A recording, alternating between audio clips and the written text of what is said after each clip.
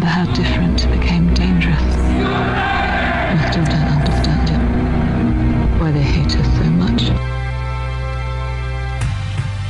No more tricks. No more lies. Only truth.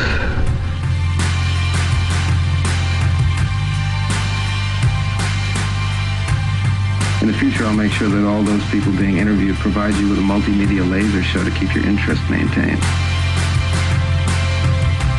A classic approach to the problem, if I do say so myself.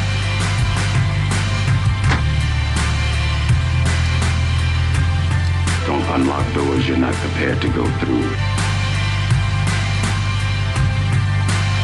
The security of this nation depends on complete and total compliance.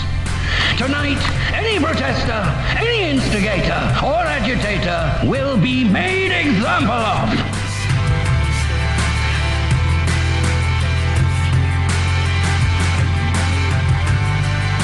You need coverage. Coverage? What do you mean them little root weevils that crawl around popping off cameras in your face? Those root weevils write history. Good day to the world. And good day to Revolution Radios. Welcome to freedomslips.com and Revolution Radio.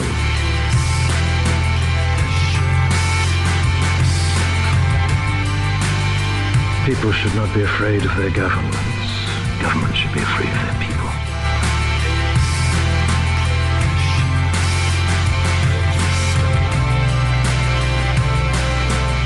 As the 21st century began, human evolution was at a turning point. Natural selection, the process by which the strongest, the smartest, the fastest reproduced in greater numbers than the rest, a process which had once favored the noblest traits of man, now began to favor different traits. Most science fiction of the day predicted a future that was more civilized and more intelligent. But as time went on, things seemed to be heading in the opposite direction, a dumbing down. How did this happen? Evolution does not necessarily reward intelligence. With no natural predators to thin the herd, it began to simply reward those who reproduced the most and left the intelligent to become an endangered species.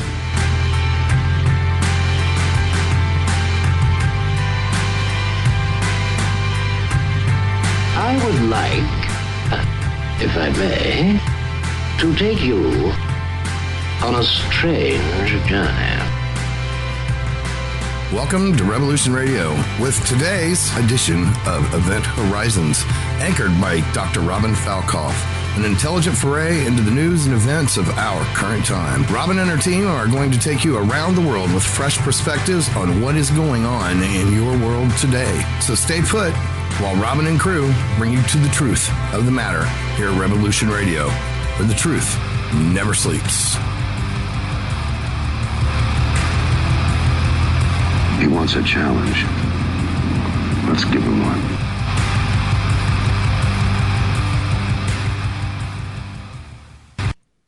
Good morning and welcome to Event Horizons. I'm your anchor, Dr. Robin Falkov, and it is a pleasure to be here with you today and every day.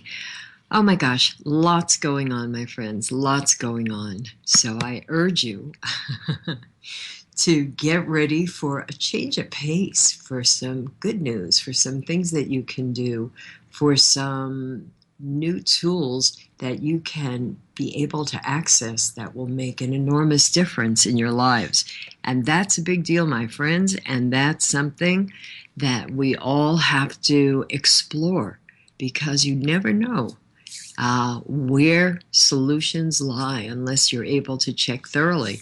And that's one of the reasons why you're here, why you are part of our great big extended family, because you understand you're not getting those answers from the mainstream media. You're not having an easy time finding those solutions that you're looking for, because many of these sites now charge for research data, and some of them are concerned about making extraordinary claims, or if they do, it just sort of poisons the well for anything that they say. And unfortunately, The nature of many for advertising is sensationalism and a bit of misrepresentation, and you've got to weed through things carefully to find the solid data. And we help you do that. That's why you guys are here. You are part of our great big extended family. And you find us at our home, freedomslips.com in Studio A. As for me, I'm Dr. Robin Falkov, and my website is healthfreedomrights.com. You can write to me at that website. You can use the Contact Us button. You can use info@healthfreedomrights.com, or look for a hot link on the page. Whatever makes it easy so I don't have to spell out the last name, which a lot of people don't even get right the first time. So those are the quick ways. And by the way, even if you misspell my name in Google, you'll still get me. So don't worry.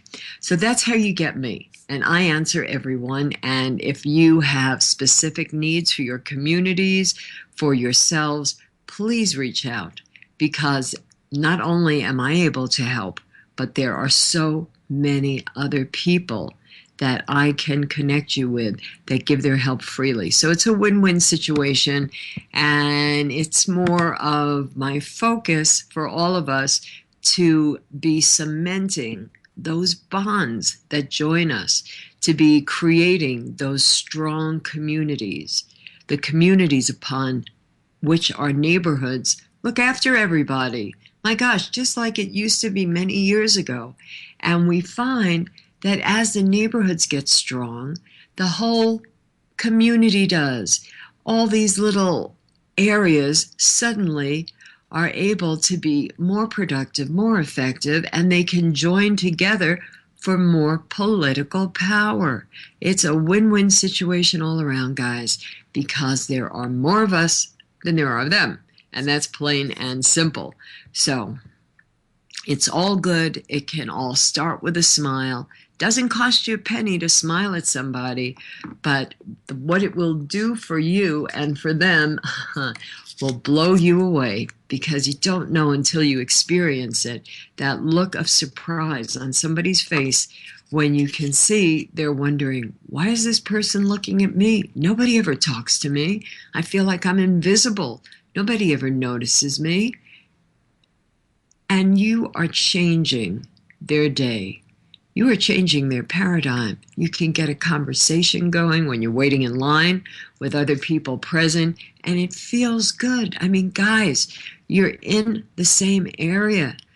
All of the issues going on there will affect all of you. You might have different perspectives, but the bottom line is you want to make things right. You want to have a responsive government. You want to have a media that's covering the stories of importance instead of just pushing propaganda. So that's how we make it begin, with that smile, with those few words, hey, hello, how are you? It is so rewarding. It is so enriching. And I look forward to more emails from you guys as you make this happen. Now, a big thank you to you, our audience. I'm trying to remember every show to remind you guys the power that you have with the money that you spend, wherever that is, any part of the world. It is power, because you have companies and corporations that are vying for your money. And they have what they think to be attractive ads, merchandising, packaging, whatever it is. And I have to say, the more that they invest in those areas, the higher the prices go. But are they responsive to your needs? Do they reply to your requests? Do they then modify a product line, change ingredients, put more information on the label? Are they customer receptive? Plain and simple. And if they are, that's wonderful. Support them. I look to Trader Joe's as a leader in this area because of their responsiveness. They pulled, I think, I don't know if I can say all, but so many GMO products out of their line.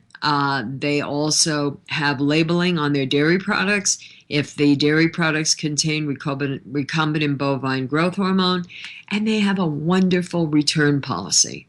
pretty cool. I must say, my friends, pretty cool, because it's very easy and it makes a whole big difference. And of course, everybody carrying their reusable shopping bags, cooler bags. You find them in all the stores, not just Trader Joe's, but it is a change. It's a state of mind that has changed for people where they are more receptive to doing this, and it's caught on around the country. So lots of interesting things that you achieve when you support a company with your money. And if they tell you you don't need to know, or this is fine, don't worry, we know a little bit more than you do, don't spend your money on them, plain and simple. They will get the message. They will get the message. So let's see here. Talking about messages, messages from stars, messages from amazing areas. We are having on today Donald Adams. And many of you remember on Wednesday, I got the times mixed up, and that makes it kind of challenging for my guest. So we're all on board now, and we have 2 hours with Donald, and his website is soundofstars.org, and his bio, is at his website. The links are up on Facebook and Twitter. So Donald is a scientific researcher investigating the shapes of thought and emotion, converting these to frequencies delivered as either acoustic or silent, varying magnetic fields for health and wellness. I think this is all pretty fascinating. He's designed hundreds of acoustic frequencies that induce fast internal states of positive change for thousands of users. His frequencies can easily be downloaded online and played on any sound system. And Donald has over 20 years of experience and study in alternative health and wellness technology. He's been one of the youngest independent contractors to work as an on-site consultant for Fortune 500 companies like Microsoft headquarters, Coke International, as well as government organizations such as the Canadian Alberta Energy and Research Department.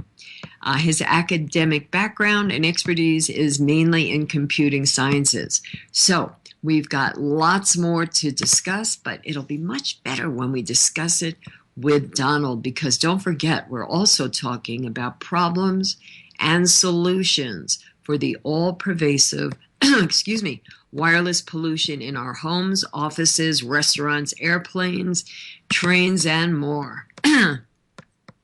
Sorry about that, guys. Sounds like I need more tea. So bear with me. I think we're already at the top of the page. And let me add Donald to the conversation. At last, yay. Okay. I have looked forward to this for so long. But let me give you some information about Donald Adams. And so let me give you some background about Donald. And he's a scientific researcher investigating the shapes of thought and emotion, converting these to frequencies delivered as either acoustic or silent, varying magnetic fields for health and wellness. Now, Donald's website is soundofstars.org, and lots of things to explore and lots of different sounds of stars and other things to sample, and it's quite exciting. It really is.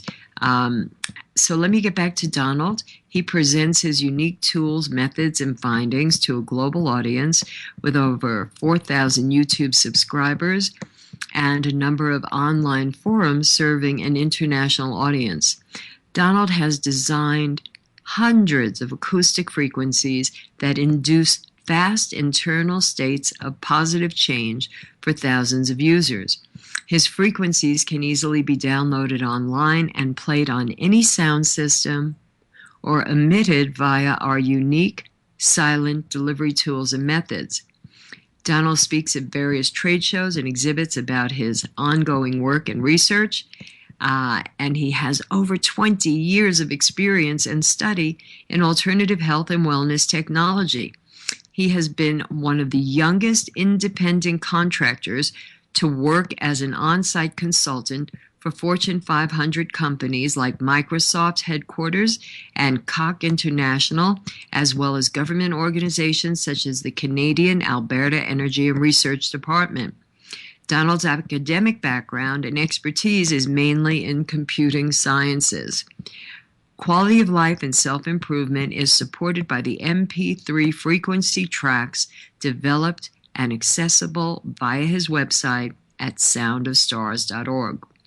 There are videos of Donald's work and presentations that are on his YouTube channel, which is DocStar77, and I can play some of these for you, some of these short ones. Get Donald on with this time. My name is Donald Adams. I'm known as Doc Stars by those that use my work.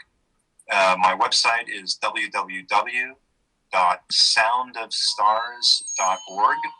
I'd like to welcome you to the show. I think you'll enjoy listening about how the sound of stars can affect your overall state of well-being. We had this one little old lady in the States, and she was in her mid-60s. She was scared.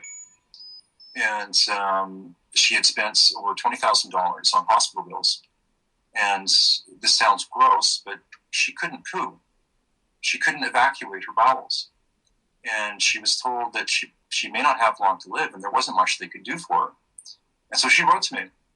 And she said, and she told me, just straight up, I'm scared. I don't know what to do. I spent all my money on doctors, and they've told me that I basically should go home and die. Is there anything that you can do to help me? So I wrote her back and I said, I don't know. I don't know if I can help you. But I said, I'm willing to try. And so I tried, and I said, look, here's what I think you could do, but I can't make you any promises because I don't know. And this was early on when I was first doing this. I heard back within about a week from her, and she was happy and she was excited. And it was almost like I could imagine her with tears in her eyes. And she was basically describing her poop, like how much she'd been able to evacuate. And so I sat back in my chair and I said, oh my God, So I think that, sure, obviously, I mean, if you take a look at the state the world's in right now with things like Fukushima and the Gulf oil spill and all the rest of the craziness, bees dying off in mass and weird stuff in the sky overhead, odd clouds, bad weather. If I could make a difference, yeah, that'd be great. Well, my friends, quite a surprising topic to open with, but think about it. The power of these frequencies, these sounds. We know how we respond, and we know how we are stressed by them. I'm sure many of you are well aware of what happens when you first walk into a place where the music is really loud. It gets you either on edge, or if it's something you really like, that's a different story. Then you might feel good and sing along, or just have it be more upbeat. But loud noises are pretty much a shock to our systems. Sampling, so that you can understand the diversity of applications for what he does. And I can't even begin to tell you, he does so many different things related astronomically, astrologically, just all different types of healing. And these sounds, I guess that's why when I replied to him, I was so caught up in all of this that I didn't realize. Let's get to another preview, and we'll see how long this one is. Let me check. Okay, here we go. Hey, how are you? Good. How are you doing? Very good, thanks. Thanks again. You have a Mac there, or is that? No. Now, this is a CBC interview with Donald for Free Online Radio. To help humanity, to heal humanity. What are you after, or do you sort of take it as you go? Well, I mean, when I first had my first experience, I was in a bit of shock. I was surprised, and because it was like something out of a weird kind of fantasy science fiction novel that was suddenly happening to me, and I didn't have any way to refute it. And when I began to realize that something was going on that really shouldn't have been going on, I had never heard of that before. I certainly can't turn the radio on and listen to a Beatles song and then suddenly feel like my feet feel better. But when I began to see like hundreds and thousands of people writing into me, a little bit about yourself and how you came to be interested in getting involved in the sounds of stars. Sure. Basically what happened was quite some time ago, years and years ago, when I was a teenager, I was involved with some of the first bulletin board services before we had the internet. And I was getting into computing science. And I ended up making contacts with different groups, mostly in the States, some that were international, who were alternative science and technology tinkerers. And there were some pretty big names in some of those groups at the time, and also people that became recognized in their field. And when I first joined, I seemed to get along with the people that were there, and over the course of a few years, I kind of lucked out. I made friends with some of these people, and they kind of took me under their wing. And so as I'm learning my own stuff in computing science in school for that,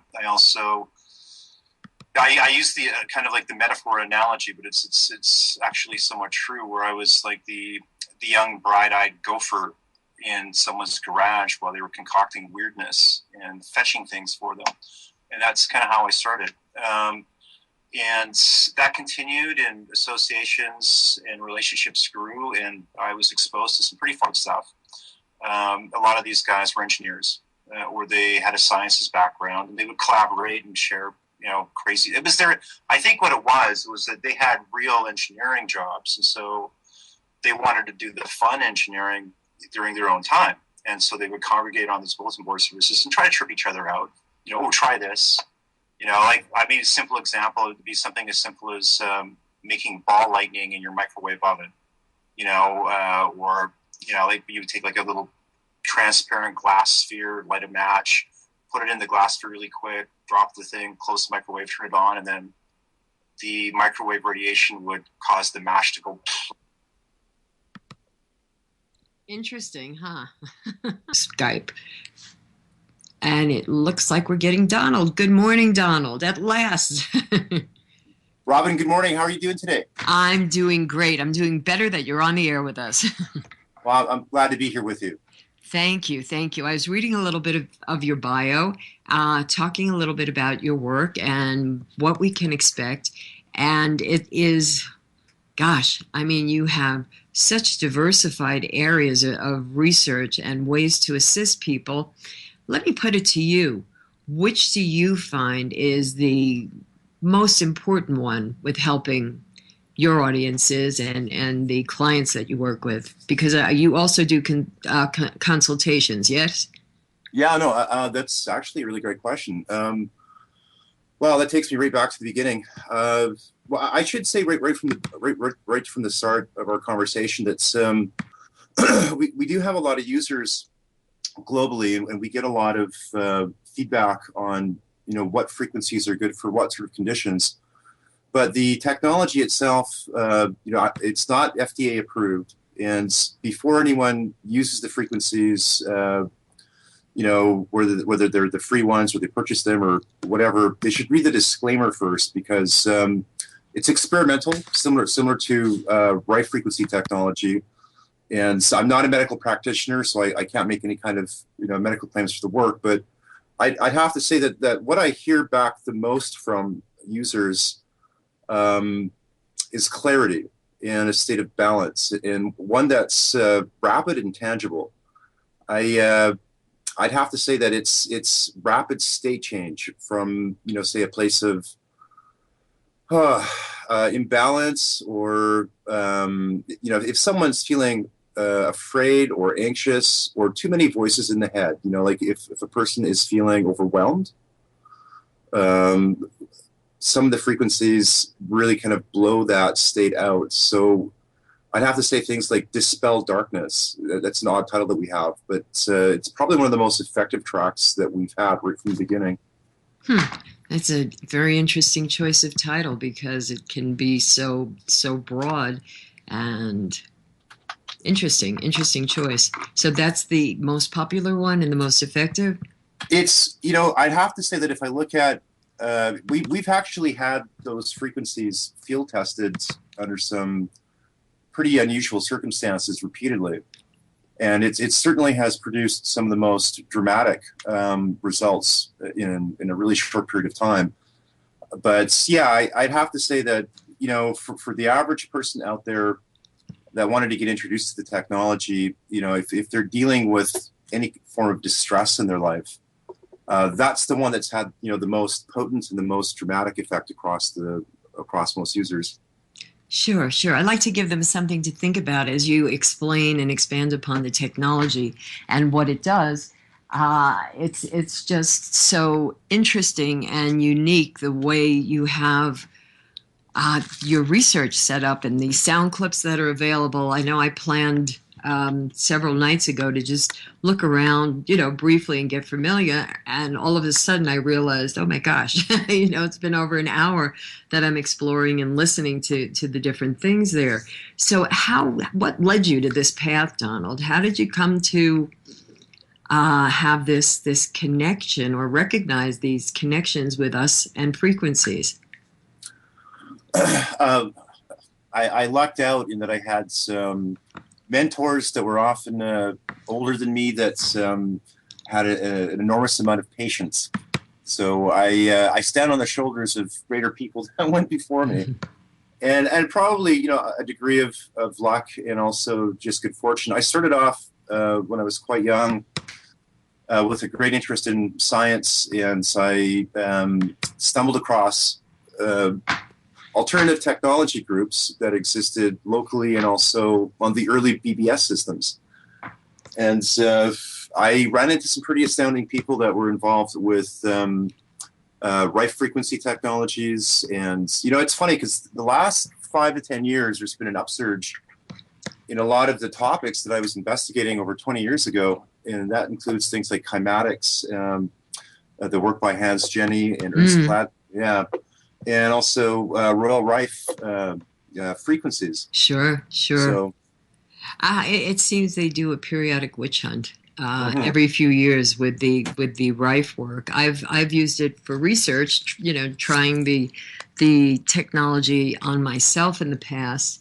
Haven't kept up to date with it. I'm sure they're connecting more dots now to what he had done in the past. Is that what's happening? Yeah. Wow. That's a really good observation. Yes, that is exactly what's happening. And what's funny is not only is it making it out to the mainstream, and not only is it being applied commercially by corporations. Really? But they're repackaging it in a way where they're excluding references to Rife, and they're trying to make it seem what's the word? Overly simplified, and they're trying to sex it out. Okay. Like they do with everything. Right. Exactly. Yeah. Well, that's interesting. It's just so logical when you first read about his research and how he came about, with his observations, what would happen to sort of cancel something else out. I think you gave a wonderful description in one of your interviews that I heard, which I really liked. I've watched several of them. And that one about Royal Raymond Rife was quite compelling and quite informative for anybody to really be able to get a good understanding. Oh, thank you. Yeah, I think that's, an understanding of his work is important. When you're dealing with someone that doesn't really have a grasp on alternative health topics, and, I know that's, with your backgrounds, you have a really strong grasp of the topic from different perspectives, which is always helpful. When you take a look at the how and the why of, Rife's work from the perspective of even things like TCM, it just makes sense.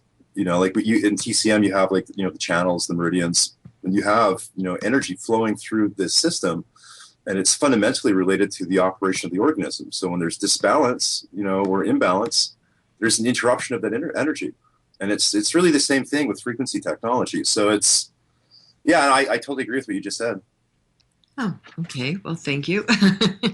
It's just I just look at the data and the commonalities, as you're saying, with TCM and TCM with homeopathy, these ideas of energy medicine, of subtle stimulation of the immune system, of which whatever you are trying to treat, and these gentle reminders through a day with repetition of treatment that it's highly effective, and you're not dealing with a lot of side effects when you're trying to, restore a state of health.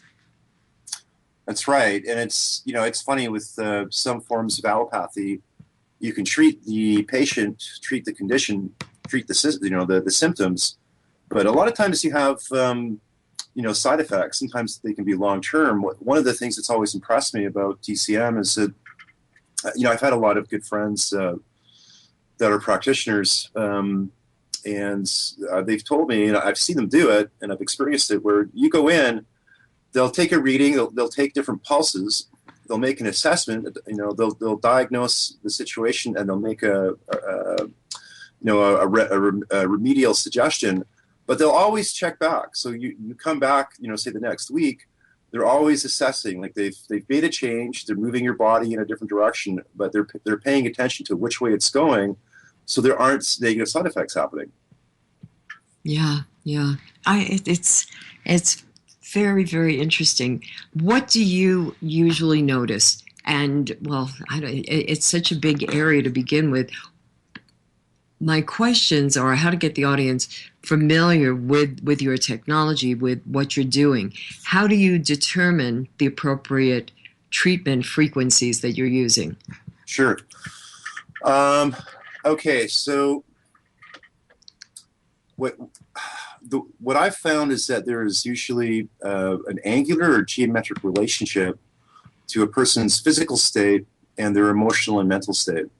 And so what I found is that it's usually, I'm going to borrow some terms from astrology, and I'll explain more about why I do that shortly. But the relationship is usually a hard one in the sense that it's say 45, 90, or 180 degrees, literally existing between the mental emotional state and the physical system. So we could draw that sort of angular line between them.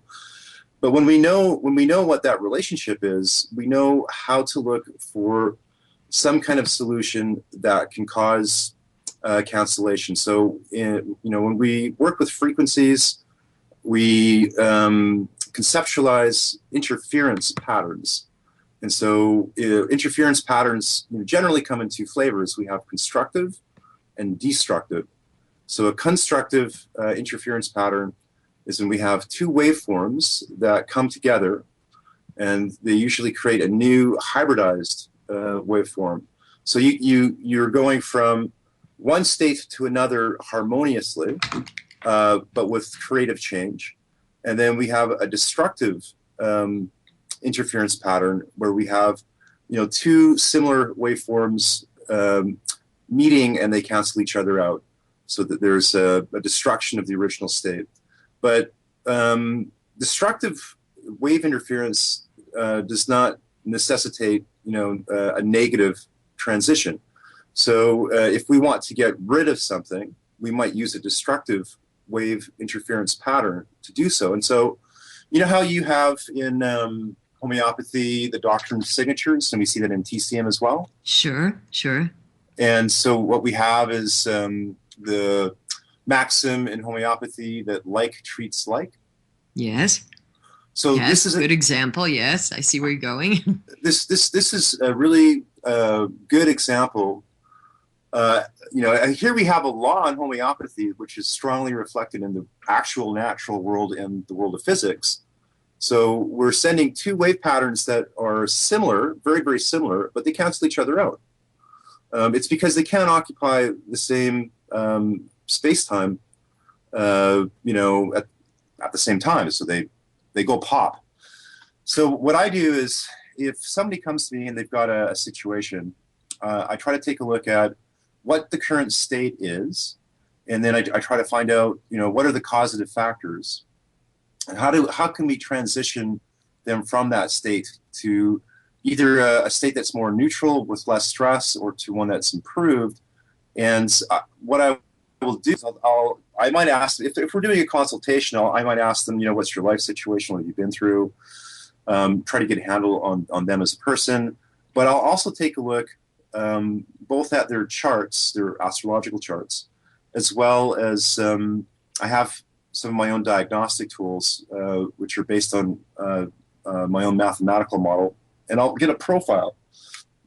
Where are the challenges, where are the strengths, and then we create a map. It's essentially a geometric map based on inputs that I would get from the client, and we can then see the form of symmetry and asymmetry, and then we can begin to figure out where do we apply, the energetic impulses to either get this person to a neutral place where the challenges are, possibly mute, buffer, or erase, parts of those challenges. And then what we want to do is we want to superimpose a different state. So we have a map then. We have a geometric map of what their current state is, and then we create a geometric map of where we want them to get to. And then we sonify. We use sonification. We create a data profile of these different states, and then the data profile of the preferred state is sonified or converted into sound frequencies. And that map can be converted not just into sound, but it can also be converted into a varying magnetic field. So what we have then is instructions being sent to the body mind, that are trying to bias or move or drive the body mind into that preferred state. And so one of the ways that sometimes when the frequencies are being designed, they come off sounding musical. They usually, have kind of like a happy, bouncy, and it's very, very, very unique listening to those frequencies. Yeah, it's a different kind of experience for sure. I think we're going to break. Time is running away as I expected, Donald. I'm looking forward to picking up where we left off. Guys, there's lots of information here that you can share. Let others know there are more ways to find the things that you need that'll make your lives better. Stay with us for more of Event Horizons.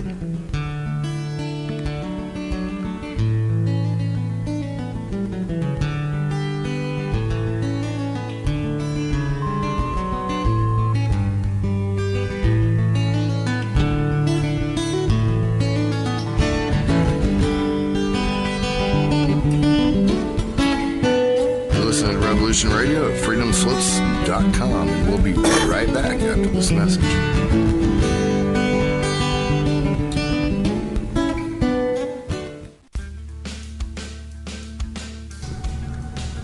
Let's imagine if you glimpsed the future, were frightened by what you saw, what would you do with that information? You would go to who? Politicians? Captains of industry? And how would you convince them? Data? Facts? Good luck. The only facts they won't challenge are the ones that keep the wheels greased and the dollars rolling in. But what if there was a way of skipping the middleman, putting the critical news directly into everyone's head? The probability of widespread annihilation kept going up. The only way to stop it is to show it, to scare people straight. Because what reasonable human being wouldn't be galvanized by the potential destruction of everything they've ever known or loved? To save civilization, I would show its collapse. And how do you think this vision was received? How do you think people responded to the prospect of imminent doom? They gobbled it up like a chocolate eclair. They didn't fear their demise, they repackaged it. It can be enjoyed as video games, as TV shows, books, movies. The entire world wholeheartedly embraced the apocalypse and sprinted towards it with gleeful abandon. Meanwhile, Earth was crumbling all around you. You've got simultaneous epidemics of obesity and starvation. Explain that one. Bees and butterflies start to disappear. The glaciers melt, algae blooms all around you. Coal mine canaries are dropping dead, and you won't take the hint. In every moment, there is the possibility of a better future. But you people won't believe it. And because you won't believe it, you won't do what is necessary to make it a reality. So you dwell on this terrible future and you resign yourselves to it. For one reason, because that future doesn't ask anything of you today. Because that future doesn't ask anything of you today. Yes, we saw the iceberg, warned the Titanic. But you will just steered for it anyway, full steam ahead. Why? Because you want to sink. You gave up. Revolution Radio, freedomslips.com, the #1 listener-supported radio station on the planet. Not giving up. Revolution Radio. Radio.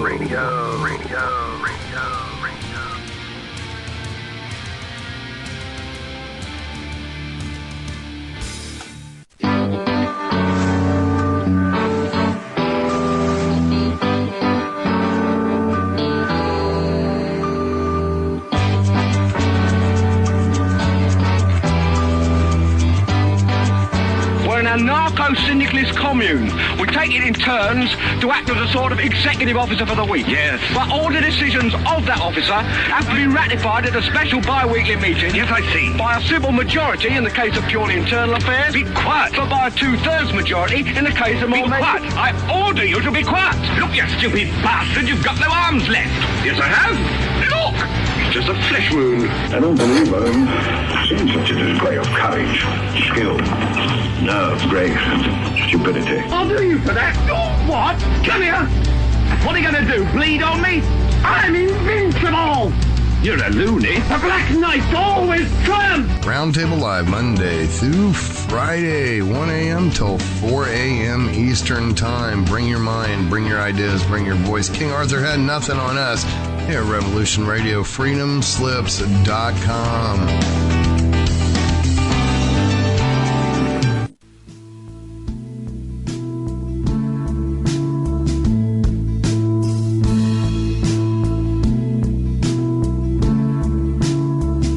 Is your data safe?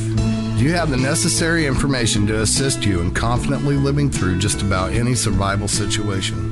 Is survival and gardening, off-grid living, medical knowledge, or even natural or man-made EMPs on your list of personal concerns? Do you have your documents and your personal information in a safe place in your hands where you know where it is? Well, check out our preloaded EMP-proof thumb drive. Over 3 gigs of survival documents and how-tos, plus the USDA offline food preservation website, and much, much more, including a surprise bonus we just can't tell you about here. With plenty of room left over to store your most important documents. Imagine if a megavirus or a computer failure took out your bank, or all the banks for that matter. Are your banking records safe in your hands? So when they get things fixed and repaired, you can say, hey, look, this is what I had. You have it. I want it back. Is your personal data safe? Family records, addresses, phone numbers? Well, squeeze on over to freedomslips.com. Yes, that's www.freedomslips.com. Click the banner on the homepage for the EMP-proof bullet drive to get the full scoop of everything that we offer. So, folks, keep your data safe for your peace of mind. Revolution Radio, freedomslips.com. You don't need to expect us. We're already here.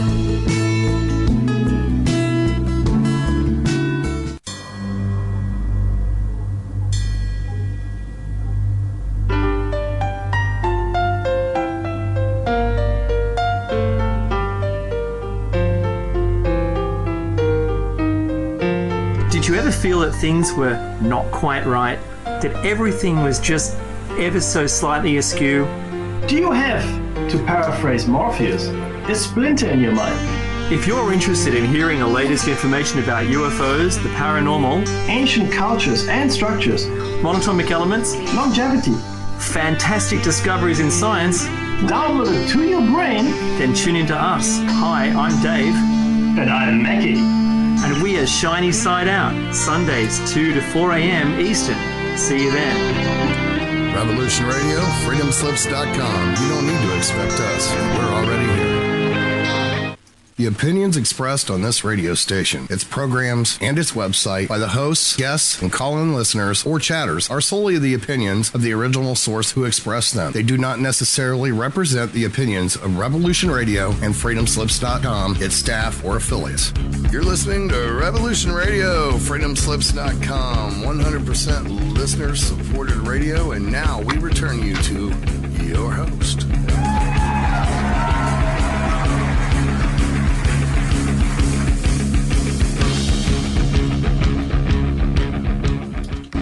Okay, my friends, and we are back. I'm your anchor, Dr. Robin Falkov, your anchor and producer, and we come to you with Event Horizons Monday through Friday from 10 a.m. to noon Eastern Time. Find us at our home, freedomslips.com, in Studio A. There is a wealth of information on the website, guys. You really need to cruise around, explore, see the different array of choices of programming, of hosts and information available in both studios. And there is something going 24/7. And as you guys know by now, my regular people, and if you're new, let me invite you, you don't have to search for like-minded people and get frustrated. Come to the chat rooms. Join the roundtables late at night. There's so much that you can do to be involved with the network. And, of course, whatever you're able to donate, well, that's what helps keep us on the air and helps us to remain the #1 listener-supported network. Now, my guest today is Donald Adams, and I'm thrilled that he was able to reschedule after my mistake earlier this week. And we are talking about his research. His website is soundofstars.org, and it's an amazing array of, you've got YouTube videos, research data. You can actually hear these sounds yourself. A lot of these frequencies are available, and you are able to sample and explore, which is great. Just make sure that you have enough time when you set out, because I didn't realize I would be sitting there over an hour before I checked the time. But it is worth it. You will enjoy it. Remember, soundofstars.org, and that is sound frequencies for health and wellness, healing frequencies. So think of biofeedback, infrared sauna, self-hypnosis, alternative medicine, holistic health, neurofeedback, sensory deprivation tanks, entrainment, spiritual awakening, holistic. If I didn't get you now and there isn't one thing that you relate to, well, then you've got a lot to learn and you're in the right place to do it. So let me get Donald back on the line with us, and we can find out more about how these evaluations take place. Because I have to say, Donald, with listening to what you shared with us, am I correct in understanding that everything is individualized? The frequencies that are on the site, we take two different approaches.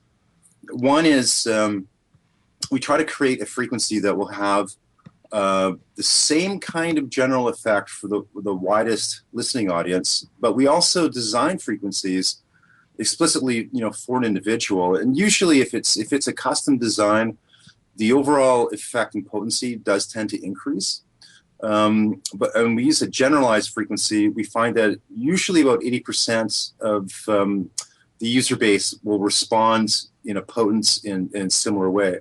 But there's often, with a general class of frequencies, about a 20% slip rate. So there's either 20% of people that will, they just don't really pick anything up from it, or they may not even enjoy it. So it might not make them feel comfortable.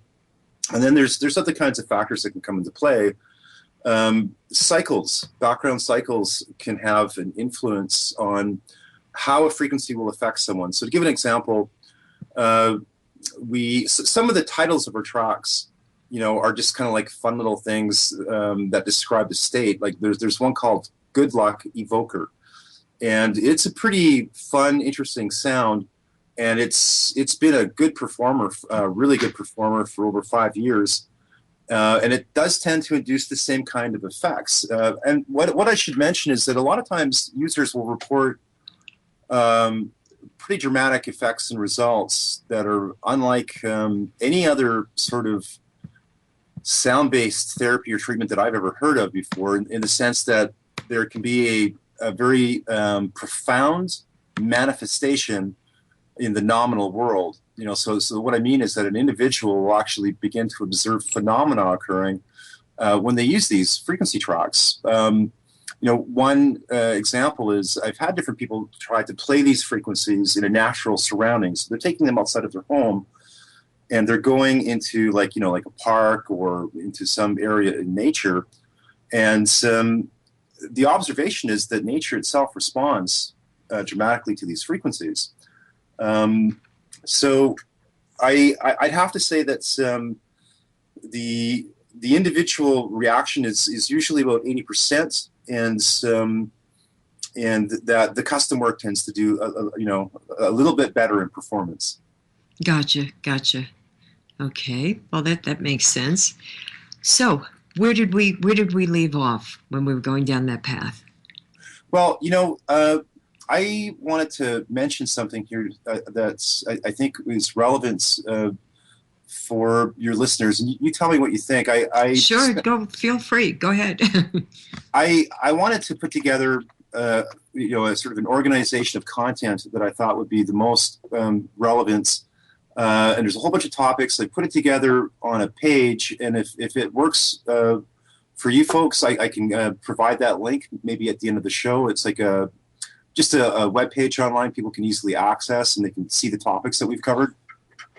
But I'm gonna read out some headlines, just of some of these snippets, and just as we go through this, I'll give a very brief description, and then if something pings interest, just let me know. Sure. I'll see if there are any messages popping up and what I think. Perfect. Okay, sure. So in the course of the research, I've come across different sorts of subject material that have captured and fascinated me. And I'll share little bits of that. And before I jump in here, I just want to mention, I don't know what the familiarity of right frequencies are for your audience, but I'm going to guess it's probably pretty high, so I won't go into a detailed description of it. But basic concept is optical scientists in the 60s discovered that he could modulate pathogenic or disease-causing organisms through the application of resonant frequencies. No, wasn't it a lot earlier than that? But my understanding is that he started to do a lot of his research earlier. He was actually active and engaged in working on that technology. But I believe it was in the 60s where it started to get support. He had a patron that showed up, and she was really instrumental in supporting its work. And he also had an assistant by the name of Crane that appeared on the scene and began to help him. But the microscope, there was the two main things that he sort of discovered. One was what was called the Rife microscope, which let him view in living color, thousands of times, greater magnification than an electron scanning microscope. And then also just the concept of determining the resonant frequency of an organism and then using that frequency to destroy it, or to modulate it. And I mean, imagine, if when we say frequency, what we really mean is the rate of speed of an object. Sure. So if we had, say, a microbe, we might modulate it by, say, taking its dimensions and converting the spatial dimensions into a frequency that would be applied to it, or we could also measure things like its oscillations of function over time. So we could take parameters of its metabolic cycle, and we could apply that to it and then try to interrupt its own metabolism, weakening and causing the organism itself to become ill. There's a geneticist named Charbonne, and she has an excellent site called DNA Frequencies. I think it's DNAfrequencies.com. And she's a current mainstream researcher that is using Rife-derived technology. And she solved a lot of the mysteries that were kind of left behind by Rife. She sells her own frequency tracks. She takes a different approach in many ways to the one that I do. or the one that I use. But what she'll do, for instance, is if she wants to disable a disease-causing organism, she might target the flagellate. Like you might have a little microbe with a little spinning whip on it, and it propels through the medium. So instead of trying to kill that organism outright, she'll just figure out, okay, so what is the length of that whip? And how fast does that whip move? And then she'll analyze these characteristics and design a frequency that knocks that whip out. So it doesn't kill the organism, but it destroys its propeller, and then it ends up dying. But what I always wondered, I got involved with the Rife community really early on, decades ago, before it really made it out to the more. In the last 10 to 15 years, it's really become more public. And I was sort of interactive in part of different online Rife groups, and we were experimenting, building like simple systems in our garages and in our basements. But one thing began to occur to me over time, and that was that although the current move in Rife technology research and development was to try to figure out how to solve problems of physical wellness. So if you go online, you can find what's called the CAFL. The CAFL is the Consolidated Annotated Rife Frequency List, and you'll find hundreds and thousands of frequencies that have been documented for certain kinds of conditions or germs or diseases, that kind of thing. So if you wanted to find, say, an experimental bank of frequencies, Rife frequencies that people were using for, chicken pox or, various kinds of viruses or, bacterial infections, you could find them. And usually they would be, when I say banks of frequencies, it'd be like a list of numbers. So maybe 5 to 7, numbers, 2 to 3 digits long, and you would broadcast this through a device. But what I never saw happen, never really saw any kind of consistent effort towards. It doesn't mean that nobody was doing it. I just didn't, either hear about it or it just wasn't being shared anywhere. Was the effect on consciousness of frequencies, and then if we were to affect consciousness, then the effect also on wellness. I did find small bits and pieces here and there. One of the greats, and I'm sure that you've come across this fellow. What is his name again? He did there's a line of products by Soda, the magnetic pulsar. I'm not sure. I could think of Marcel Vogel, Fritz Albert Popp for all the biophotonic work. Oh, yeah, right. Yeah, and really prominent researchers, equally as important. Let me just see if I can find it here. Just really. Sure. Please go ahead, because I'm not quite sure. Trying to think of some others. I've got it here someplace. Okay. It's just such a fascinating area, it really is, when you start to delve into it. And I was looking at the website where she talks about her DNA frequencies, and what you're outlining, Donald, is what's happening across the board in so many areas. Instead of calling them Rife frequencies, they're DNA frequencies. And with all the cases of vaccine damage, what we see, instead of calling some of these disease outbreaks polio, which they have admitted and identified in the World Health Organization announcements as coming from shedding of live virus from those given the polio vaccine, they've now called polio acute flaccid paralysis. They're changing the names. They're renaming drugs, reapplying different uses for them. And most people just don't pay attention. They get swept along with the endless propaganda that's out there. So tried to give a little comparison there. Have you found the name yet? I did. And, cool. I wanted to say, too, I was listening to the soundbite that you guys had during the commercial break. I loved every minute of it. It was just super. That's Hawk. That's all Nighthawk. He's amazing. He puts all of that together. This is the fellow I was thinking of, Dr. Robert Beck. Oh, of course. Sure. Electronic medicine, yeah.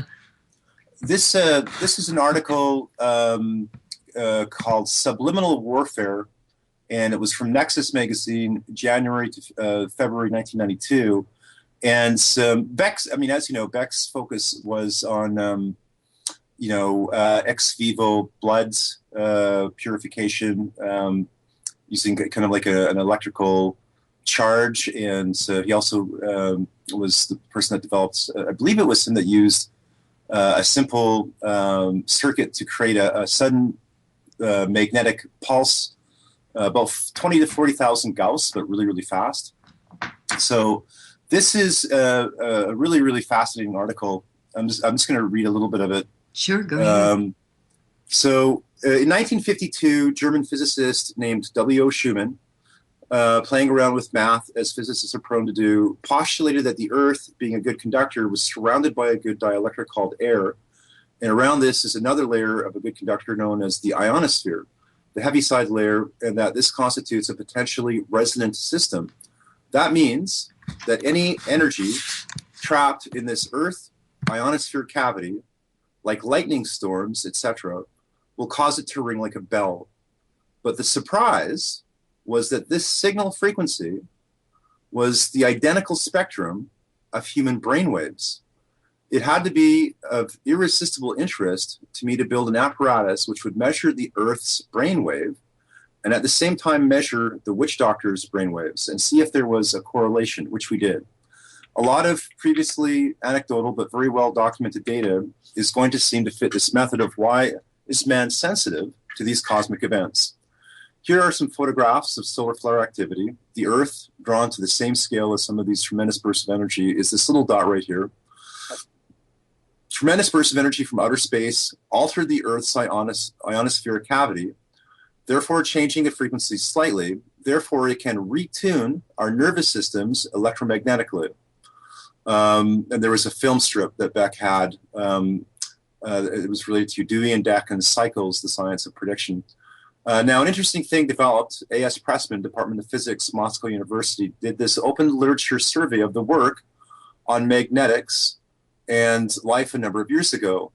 Then suddenly most of these references, or rather the critical ones in Soviet literature, went underground. Is this trying to tell us something? At the time, I did my own literature search, and I have a copy of the bibliography here, in which I found 182 references in the open literature to the effects of extremely low frequency electrostatic and electromagnetic fields on human performance, mood, etc. At that time, all of these things were in the open literature. Now, one of my students went around to the biomed library in UCLA not long ago and found a number of these had been sliced out of the text with a razor blade that leads us to two conclusions. Were the kids too broke to put a dime in the Xerox machine, or had someone had some of these purposely been removed? Now, I people like Beck, I follow, of course, because they really point to some pretty stunning conclusions. But I want to just mention that Beck, I believe it was Beck. It might have been a different fellow, but I believe it was Beck, had a case where he had designed a tiny little device the size of a matchbox. And really all this thing was, it could maybe cost about $8. And it was a special coil, magnetic, field emitter. And he would take this little device and he would go into a cafe and he would set this matchbox in front of him on the table, and he would just tweak it by a very tiny amount so that the change in Gauss would be just minute. And within minutes, if I remember correctly, and it would be a radius of around, I think it might have been as much as 30 to 50 feet, the entire atmosphere and mood of the cafe would change. So when he turned the dial, babies would start to cry. The background tempo and tension in conversation would start to become tense and stressed. People would begin to argue. And then when he would turn it back to a normal state, everyone would calm down. And this was repeated over and over again. So, another fellow whose work that I cover that I dig into is Thomas Bearden, the retired Lieutenant Colonel. Sure. The leader in the area, definitely. Well, his work on vacuum engines is just astounding, and he did a lot of research into Rife's progenitor Priori, and yes. yeah, And he's done studies into the speed of the conscious mind and the unconscious mind, which is really important. He also talks about, this is a quote, time reversal of the mass can be steered into any related form desired, whether or not the mass ever previously existed in that 3D spatial state. Yeah. And so let me just do this. I'm just going to go through some of the. I'm just going to read these headings out, and Sure. I'll give a really brief description of that, and then if we want to come back in detail and go over any of these, we will. Okay, but you're going to have to hold on to it because Sure. we'll be back. You've got about 5 minutes. Oh, Okay. or 5 or 6 minutes, actually. Okay. Okay, thanks. Guys, hang in there. Lots for you to learn, lots for you to share. Remember, we're counting on you to get out there and make it better. We'll be right back with more of Event Horizons and my guest, Dr. Evans.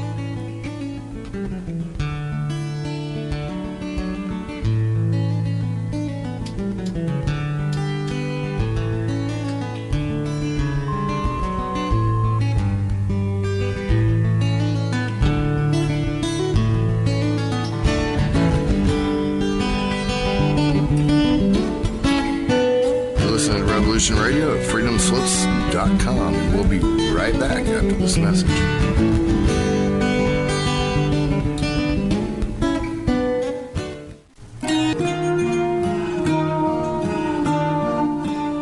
Hi, join us on Monday nights for Odyssey at 10 p.m. Eastern Time in Studio B with your host, Michael David. We discuss all types of ancient and modern mysteries, from the Anunnaki to legends and mythology. We often have live guests such as well-known authors and experts on many esoteric topics.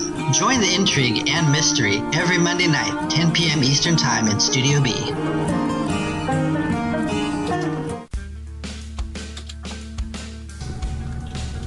Let's imagine. If you glimpsed the future, were frightened by what you saw, what would you do with that information? You would go to who? Politicians? Captains of industry? And how would you convince them? Data? Facts? Good luck. The only facts they won't challenge are the ones that keep the wheels greased and the dollars rolling in. But what if there was a way of skipping the middleman, putting the critical news directly into everyone's head? The probability of widespread annihilation kept going up. The only way to stop it is to show it. To scare people straight. Because what reasonable human being wouldn't be galvanized by the potential destruction of everything they've ever known or loved?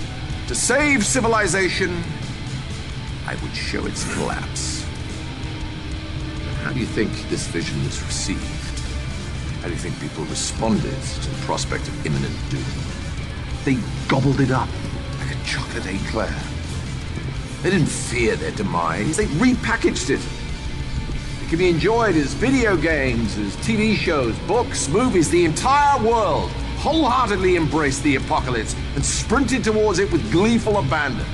Meanwhile, Earth was crumbling all around you. You've got simultaneous epidemics of obesity and starvation. Explain that one. Bees and butterflies start to disappear. The glaciers melt. Algae blooms all around you. The coal mine canaries are dropping dead, and you won't take the hint. In every moment, there is the possibility of a better future, but you people won't believe it.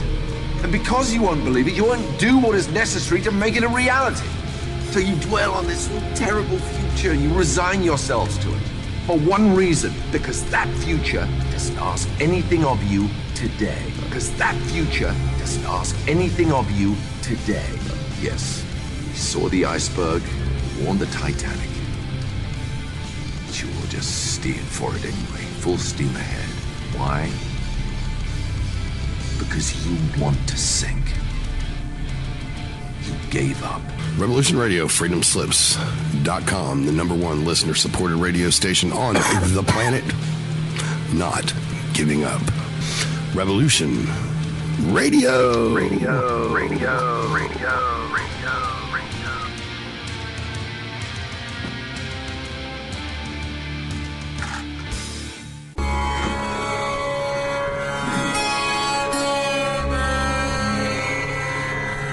please, anything but sitar music.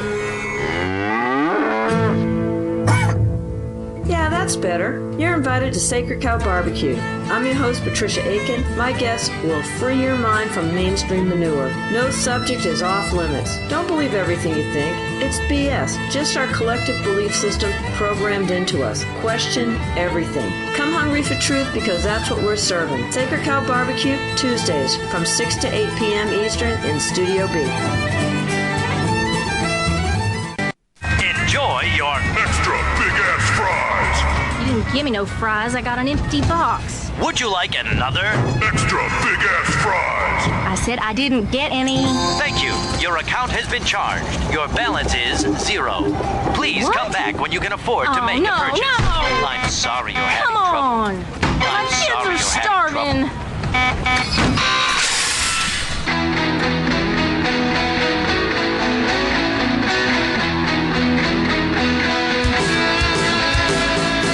Thank you for tuning in to Revolution Radio.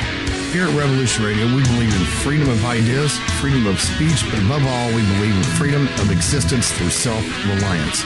This station is 100% listener-supported, and as a fundraising promotion, I have a kick-ass free gift for a $100 donation. 35,000 seeds. 25 years in the freezer. Long-term storable, 54 different varieties. So if food prices go crazy, the shit hits the fan, or if you just want to save tons of money every year by creating your own food like I do, grab our seed pack special. Just look for the banner on the homepage at freedomslips.com. Don't be a statistic. Don't be part of the problem. Be part of the solution. We need, as humans, to start taking care of ourselves and not depending on the megacorps to provide unhealthy, nasty food. Included in this package is also a DVD with 900 survival and off-grid living documents and the offline home canning how to do everything website all on the DVD. So when you're growing all that food, you know how to can it, store it, preserve it, etc. with all these documents. So thank you for tuning in to Revolution Radio at freedomslips.com. I hope that you will pick up this package and start learning to be free.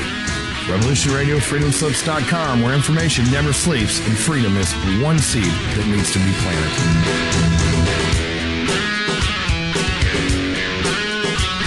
What we do in life, it goes in eternity. The opinions expressed on this radio station, its programs, and its website by the hosts, guests, and call-in listeners or chatters are solely the opinions of the original source who expressed them. They do not necessarily represent the opinions of Revolution Radio and freedomslips.com, its staff, or affiliates. You're listening to Revolution Radio, freedomslips.com, 100% listener-supported radio, and now we return you to your host.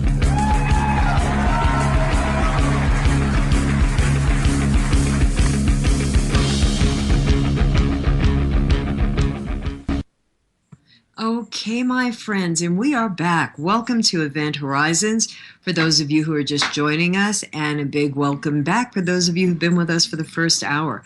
What a pleasure to have you with us, and what a pleasure to have my guest, Donald Adams, joining us. His website is soundofstars.org. You might want to keep that open so you can be able to refer to some of the things that he's discussing. But right now, I want to thank you for being here, and you find us Monday through Friday from 10 a.m. to noon at our home at freedomslips.com. This is the home of Revolution Radio, and we have a diversity of programming. And I so appreciate all of you that get up in the morning to listen or listen on your way to work. And I want to remind you, if your smartphone isn't that smart, I have an older one that does have some limitations on it because of its age. But there's a dial-in number so you can hear the shows. If you're scrambling to get to work, the number that you can call on your phone is 605-562-4199. That's 605-562-4199. It's a regular phone call, and it enables you to hear the show. That's the number for Studio A. Now, there is breaking news, and that is that House Speaker Boehner, producer Jerry, when you hear this, or if you're hearing it, I'm sure you appreciated my pronunciation. He's going to resign, and that will be from Congress at the end of October. So, very interesting, dominating a lot of the news feeds. I've got the headlines going in the background on the television, but I wanted to share that with you guys, and you got to wonder about the implications and who will be replacing him in this little house of cards. Oh gosh, Kevin Spacey has given new meaning to that phrase. But truly, my friends, we've got to watch closely. We've got to hold them accountable. We've got to share their voting records. We have to do our part, because that's the only way we get the changes that we need. When we work together, when we rebuild the foundations, person by person, that kind of strength can't be shaken or challenged. And that kind of strength, with the enormous numbers that we have, enables us to be able to make miracles. And that's what is supposed to be for this year, for 2015, the year that we, the people, take back our power. And it truly is an incredible power, and it doesn't have to be done with any violence whatsoever. Can you imagine that? Just our sheer numbers strike terror into their minds.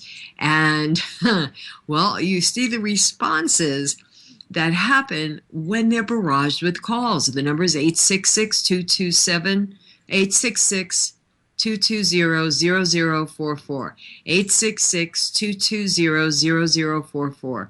The operators there will connect you with whoever you wish to speak with, or those representing where you live, and you just give them your zip code. But let them know what's on your mind. And if everybody listening does this, and you tell other people, suddenly they're going to recognize, we're going to be held accountable. And that's what's necessary. So instead of working so hard to stuff all that money in their pockets, let's make them work hard for us, for the jobs that they were originally hired to do. So I thank you guys for being here once again. And for those of you who missed the first hour, I hope to say that Donald will come back and join us, because this is such a big area of research, and it's very important for everybody's lives. So we have to be prepared. Now, Donald's website is soundofstars.org, and Donald's available for consultations, and he'll fill us in a bit more. Welcome back, Donald. Hey. Oh, gosh, so much going on. I just have to cut in with breaking news when I saw that headline. It's great to be back, and I totally appreciate that. What I thought I'd do, just at your request, is mention some of those news points. But I think it's really important, if someone's new to this subject material, that I also explain the why of it. So please. What the important thing is, when a person isn't feeling well, how do we fix that outside of allopathy? And the first thing to do is taking a look at their mental and emotional state, because often a form of distress, or physical unwellness is related to a person's emotional or mental state. And what I found was that there was very specific geometric forms that correlated with states over wide groups of people over time. So, 80 out of 100 people would all have this similar geometric state existing if they were feeling, bad or well. And I'll give a simple example. A lot of people have heard of Emoto Masaru, who did a lot of work with water, where he would have a flat, plate of water in close proximity to a person he was testing, and he would either induce a negative or a positive state in them. And so, if they were feeling things like, upset, jealousy, anger versus joy, happiness, love, he'd take this pan of water that was close to them when they were going through this intense emotional state, and he would put it into a flash freeze kiln. Then he would take the water out, and he would examine it under a microscope. And what he found was that in people that were distressed, when he looked at the surface of the frozen water, it was in a state of asymmetry. So there was very little symmetrical form, very little beautiful structure. It was this kind of amorphous, ugly, angry-looking, swirling mass. But when a person was in a positive, healthy, vitalized state, and he examines this under the microscope, he'd find these amazing, beautiful, snowflake-like symmetrical, structures. So, for anyone that's ever looked at a snowflake under a microscope, it looks like a beautiful crystalline pattern. Sure. And then these were associated with happiness and love and this sort of thing. Now, with Hans Jenny's work in cymatics, years ago, what Jenny did is he would take a viscous medium and he would put in, some kind of particulate matter that could either be, affected by, charge or just, especially by sound. And he would broadcast, that emitted field into the medium, and the medium itself would begin to change. And so Jenny claims that certain sound frequencies will create certain forms. So there would be, in some cases, in this, like a container full of a viscous fluid, the fluid would begin to form a shape that looked like a dragonfly or an organ, and very distinctive. And that these frequencies would always be associated with certain shapes. So a few years ago, there hasn't really been a lot of excellent work done with Jenny's cymatics, because cymatics basically was just like the study of the shape of sound. So when a sound frequency is studied visually, we'll see that it always has an associated shape. But the element that was missing is, what's the meaning? And is there any meaning associated with distinctive shapes? So there was a fellow. Excuse me a moment, Donald. Yeah. When was Jenny doing his work in cymatics or chymatics? It's funny because I think Jenny was active, if I remember correctly, around or just a little bit after Rife. So I believe it was between the 60s and 70s that he was doing a lot of his private research.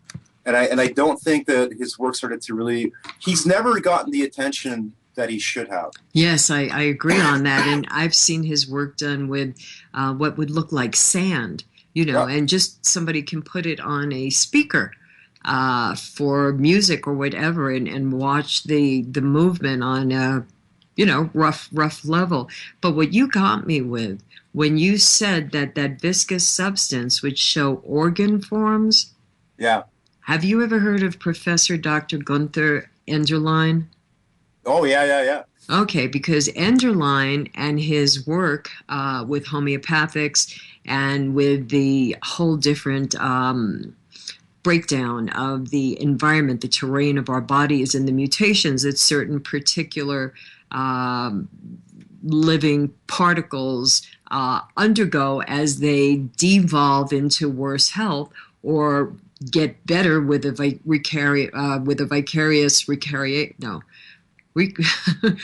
with the reverse vicariation. I'm missing something, but I just got so excited when you said that, because that's how you go through the evolution from different disease states and return to health. But when blood is observed under the microscope with the Enderlein method, the practitioner watches it for 3 days off and on, napping and getting up to look at it. And I wouldn't have believed it if I didn't have a friend who was a German MD homeopath that introduced me to all of this. And this was what she did, and how she studied the blood. And what would manifest in the blood of the individual patient would be different organs. And there is a handbook that goes with Enderlein's work that shows that. And I'm thinking from your example in a viscous structure, I mean, there's a parallel here that I really have to explore. That's got me very intrigued. No, those are excellent points. And huge fan of Enderlein's work. He there's that process he describes, pleomorphism, where you've got the change of an organism from one state to another. And, what I found is that it's been mostly homeopathic doctors that have been just sort of championing what he discovered. And it's so important. The change in the blood into an organ state, totally agree with that. There's a fellow who has studied something similar Harvey Bigelsen. Yes, he was trained by my friend, Dr. Friedrich. Yeah. And that's a whole other story in and of itself. Yeah. No, I totally agree. I think you're right. I think that what you just described is definitely connected. And I think it's the same resonant phenomenon. It has to be. It's got to be coming from the same source. Yeah. No, I never thought about it until you made that statement. It was like, whoa. That was pretty incredible. And I did see that formation in the blood. It was for someone who had pancreas issues. And I saw what looked like the structure. And then she opened the textbook and showed me. And this is, what Dr. Endeline used to show what the pancreas looks like. And it was just what I was seeing there. Well, when you first witnessed that, I mean, what was that overall impression like? It was a major wow that this actually manifests in that way, but I'm very open-minded. So I was eager to learn and to see, much more in depth of her work and look at the blood. I mean, I wanted to learn that method myself, but there's a very large investment for your dark field microscope. So. Right. No, that's true. Yeah. Yeah, that's the thing, isn't it? I mean, some of the areas that we want to pursue, I mean, there's that restriction will pop up sometimes where it's, it's circumstance or resource or, yeah. When we can come across, like, the low-cost tabletop experiments that get results, I love those situations when they happen. Yes. It's nice when we can make things happen in those ways. And you know what I think? I think sometimes we just have to find the right approach, because it seems that there should be a way to do it. I don't know how, but there should be a way. Just the way everything is changing with the physics and the consciousness levels at this point in time. So I'm hoping someone will have a simplification out there. Yeah, no, it makes sense. I think that the analogy between what we see happening in the blood, like you mentioned, and also the phenomena that we're seeing with Masaru Emoto's water experiments. Yeah.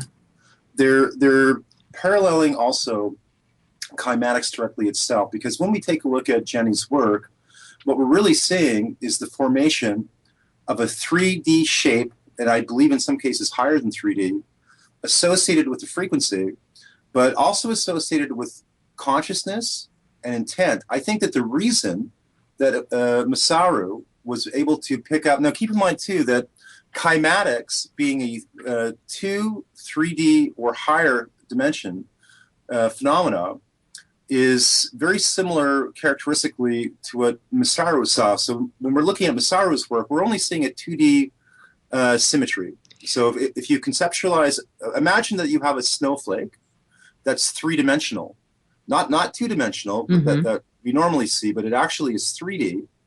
And that this is what sound actually looks like. So, when we take a look at electromagnetic wave propagation, what usually comes to mind is the 2D kind of oscilloscope type pattern, like the sine graph or the square wave graph or whatever we're working with. But the reality is that energy moves spheroidically, like a sphere, like a circle. So when we speak, there's one of the best researchers I've come across, I've had personal conversations with, John Stewart Reed, developed a device that lets people study cymatics.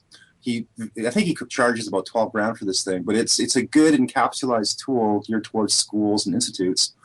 And what this tool lets people do is it lets them directly observe the shape of sounds on a special screen.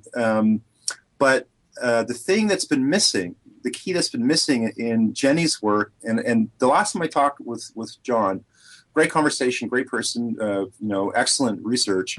But the thing that's been missing is, what's the meaning of the shape? So with Masaru, what he would do is he would induce the state, the emotional state, and then he would capture the shape. So he would say, okay, think about love, focus on love, and then he would capture whatever the 2-dimensional symmetry was. But what I'm saying is that all of the cymatic patterning, we are visually examining, what a sound frequency looks like. But the place that I'm coming from is, what is the actual meaning or the information, the specific detailed information inherent in the geometry of that symmetry, and how can it affect the organism? So if our consciousness, if our intention, if our mind, if a thought, if an emotion has a generalized geometric form, so if you feel depressed or sad or angry, is there a specific associated geometry to that? If you're happy, healthy, vital, optimistic, is there an associated geometry specifically to that?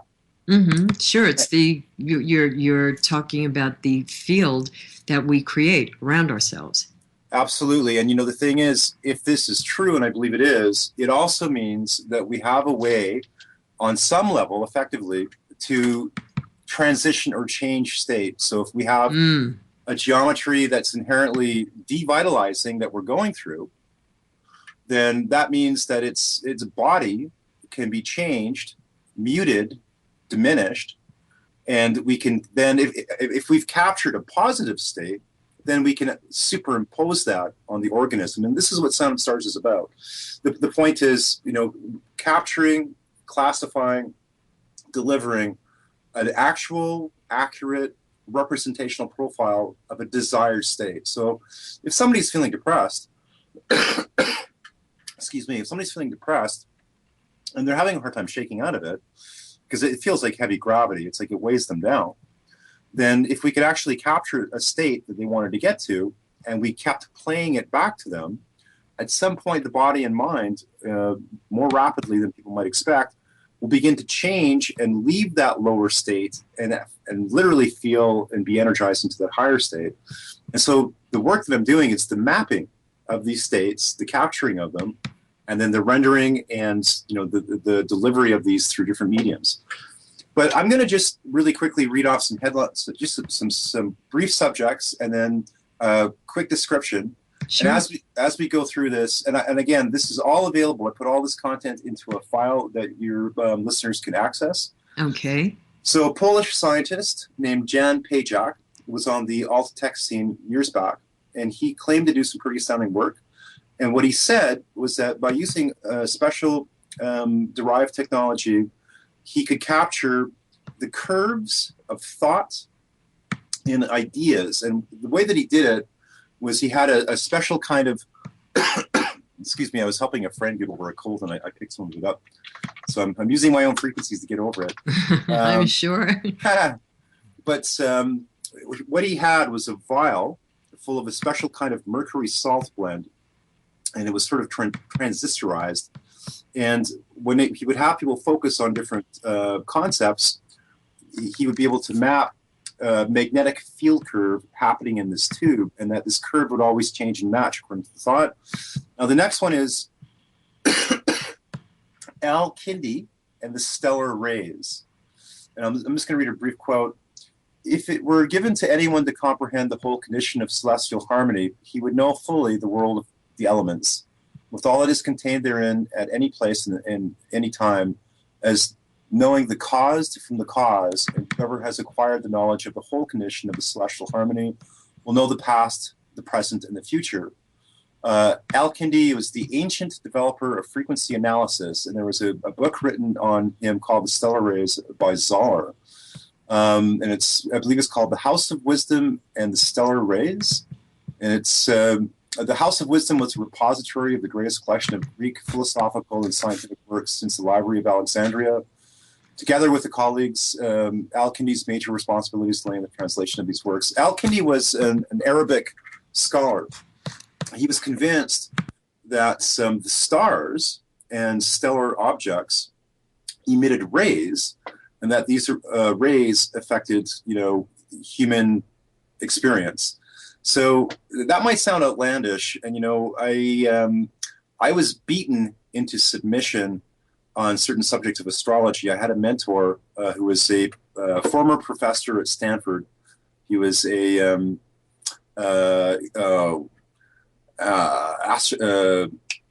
astronomical physicist. He had a background in transpersonal psychology and stuff like that as well. But or astrophysicist, sorry. And so I met through unusual circumstances, and I was completely skeptical of astrology. My background was academically was computing science mostly. And he convinced me that there was a strong scientific aspect to astrology. And the frequencies I design, I was mentioning white frequencies before. The frequencies I design are an interpolation of two forces, one deriving from the internal state of the person, and the other formed from external forces coming in from our environment. Because when we're in a certain state, emotional, mental, physical, my assertion is that this is happening through a kind of effervescence in the moment. As an example, consider that everything that we think we experience in the moment of the now, it's always in the past. So everything we hear, everything we see, everything we touch, the sensation of that has a 400 millisecond delay. So that means every single time in the moment, the now, we think we're sensing something, it's always past reflection. And so isn't that crazy? I remember when I was a little kid, 8, 9, 10, reading science fiction and suddenly recognizing about the speed of light, how long it takes to travel, in space to another solar system or whatever. Asimov did a great job, and Heinlein and so many other classics, in that area. And then you think about it, everything we look at is in the past. It's fascinating. It truly is. When we look at the stars, they can figure out how long ago in the past it is by the distance. But it's quite an intriguing concept. I'm so glad you're touching on that. I loved Asimov's works growing up. Really fascinating, really intriguing, and it gets you thinking outside the box. Yeah, definitely. Mm-hmm. What I suspect is happening is that, when we take a look at, say, Carl Jung's archetypes, and we take a view of how archetypes, evolved or originated in different schools of thought, one of the most common areas of origins is the planetary bodies. And people have thought for thousands of years that the planets themselves are somehow exerting a force that influence our behavior. And of course, today, we know from science that both the sun and the moon, from mainstream science, actually do have a causative effect on behavior. Okay, and we're just going to have to pick that up on the other side, guys. The morning has flown by, Donald. Everything is so fascinating, and we've just got the last quarter of the show left. Stay with us, people, for more of Event Horizons. We'll be right back.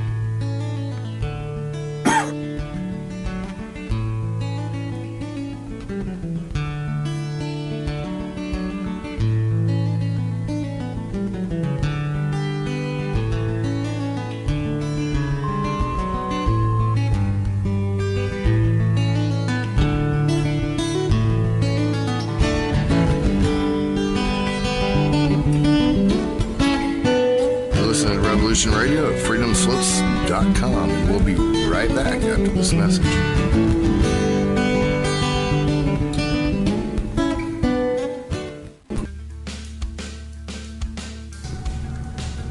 Let's imagine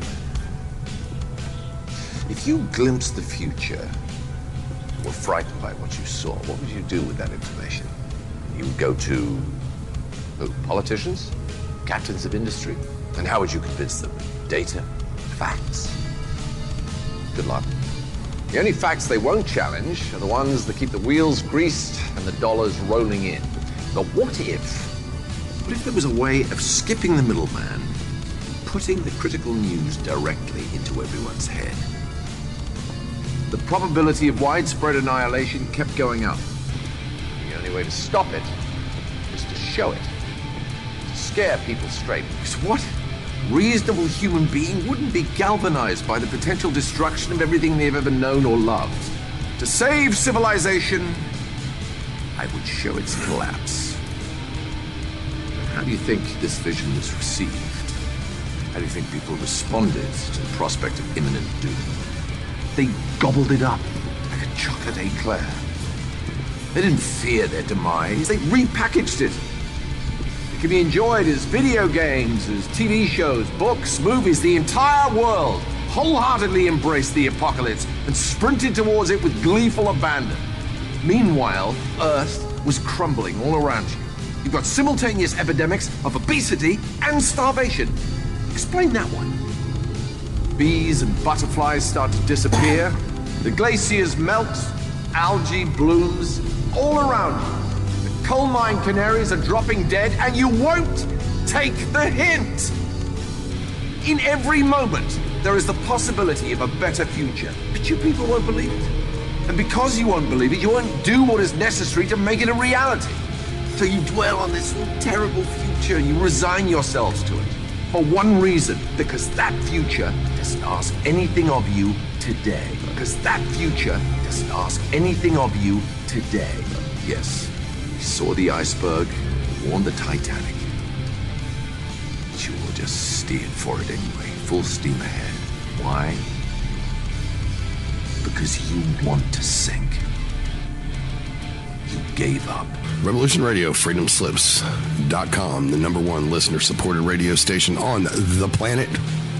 Not giving up. Revolution Radio.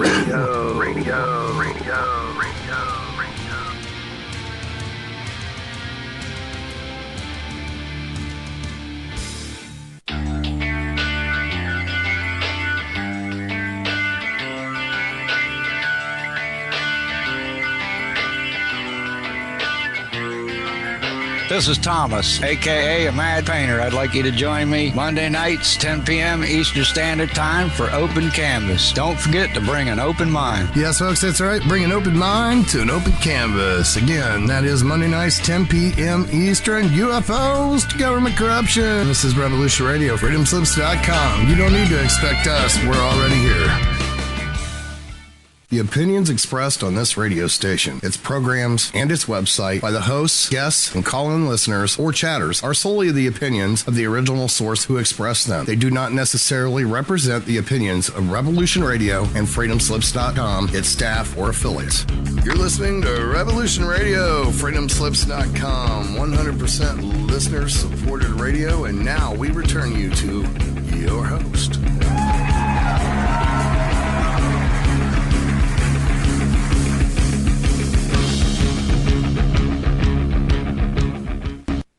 And we are back. I'm your anchor and producer, Dr. Robin Falkov. We come to you with Event Horizons, Monday through Friday from 10 a.m. to noon Eastern Time. It is always such a pleasure to be here with you, my friends.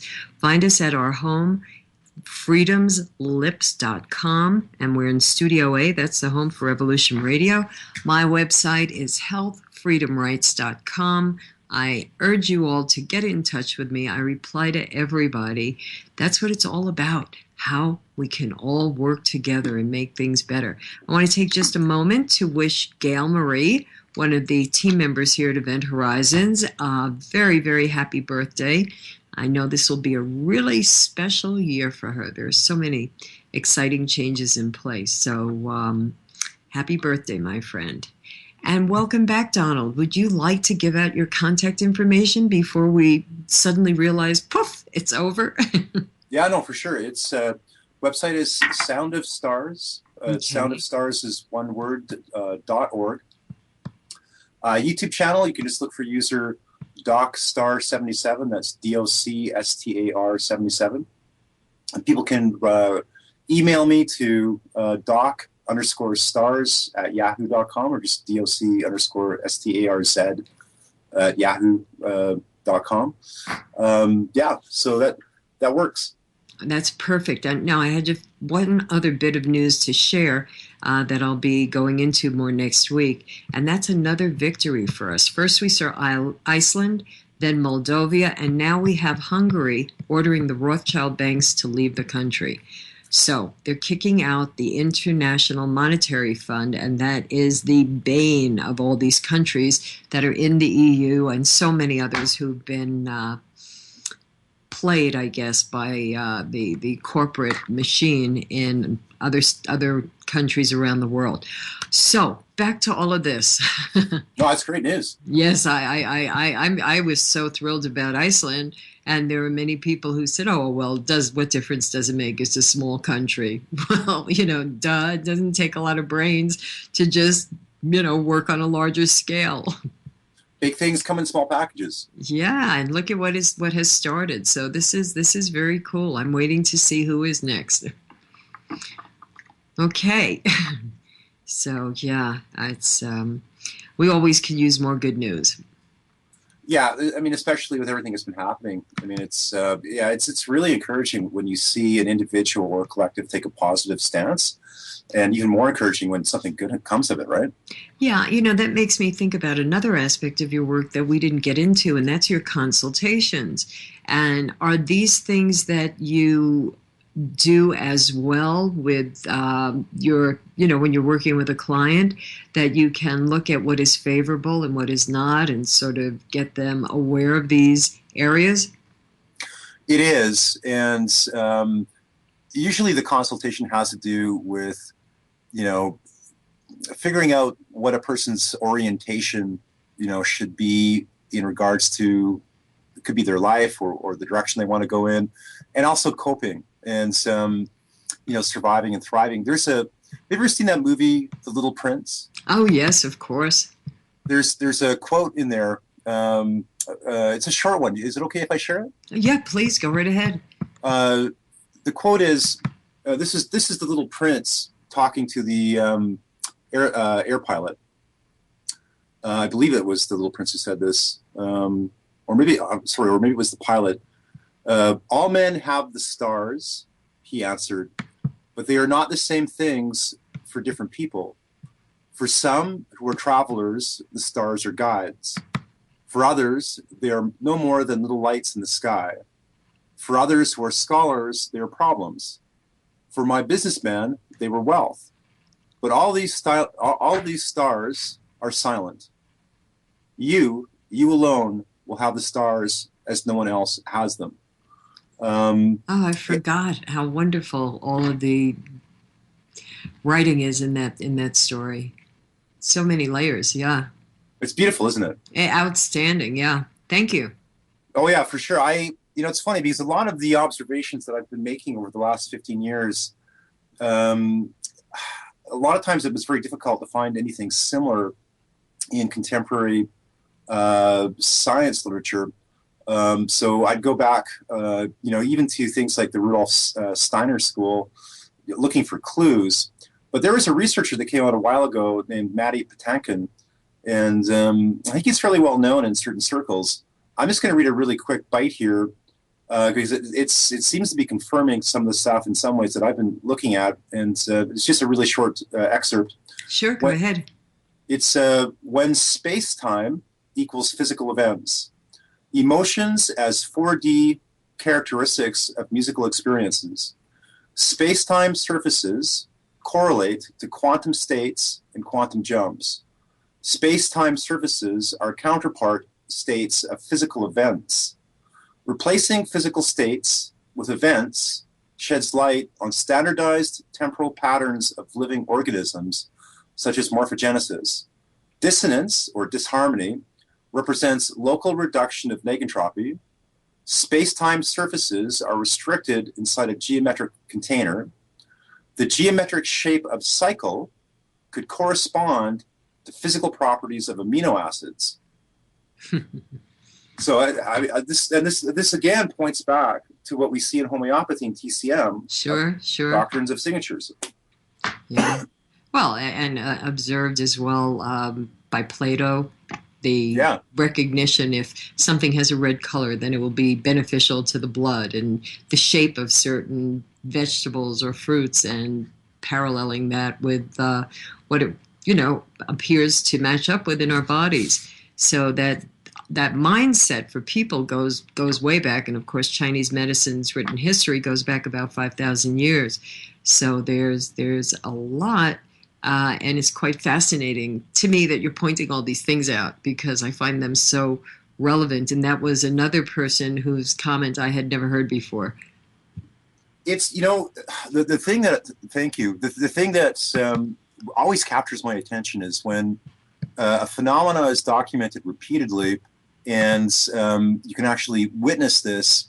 Here's something, this is very common. We have online members that they'll become surprised when they're using the tracks and they'll write something in. This is something that was sent in by a lady that was doing her thesis in school, and she was playing the frequencies to help her concentrate. And this is an account, really brief. She says, "The frequencies are calling the wild birds in my yard!" Exclamation. Hi, you all. I believe she's from Texas. I'm from Canada, by the way, so hopefully my accent is understandable. She says, "Hi, you all. I've been a member for a while, but I haven't had the chance yet to share what's been going on with me down in Texas.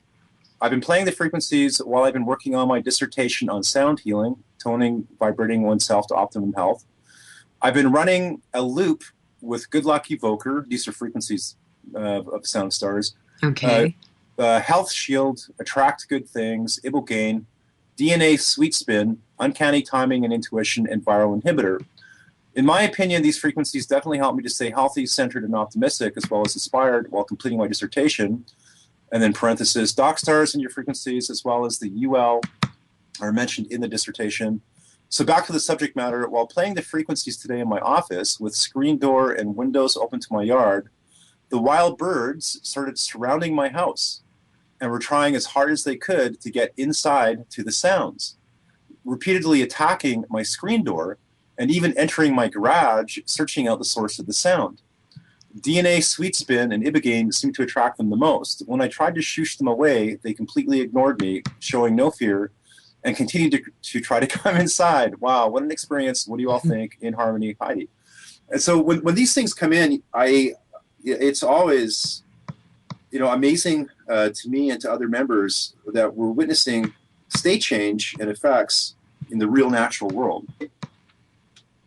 Yeah, definitely. It's so fascinating. The as above, so below, and, as within, so without. All of these concepts that are applicable to so many different areas of our lives if we just stop and take the time to think about it. And it's challenging now when we look at the horrors that are being visited on our children with a ridiculous type of new education, which it makes me choke or gag just to call it such, but it's called the Common Core method.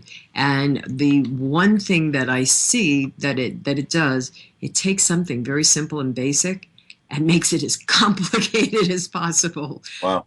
I mean, it's just a travesty that's being visited on kids. And it's the same thing. Parents have got to take back their power and speak out, like with everything else. But it's fascinating what gets put out there into the different morphogenetic fields and what we tap into. So many influences. Yeah, it's true.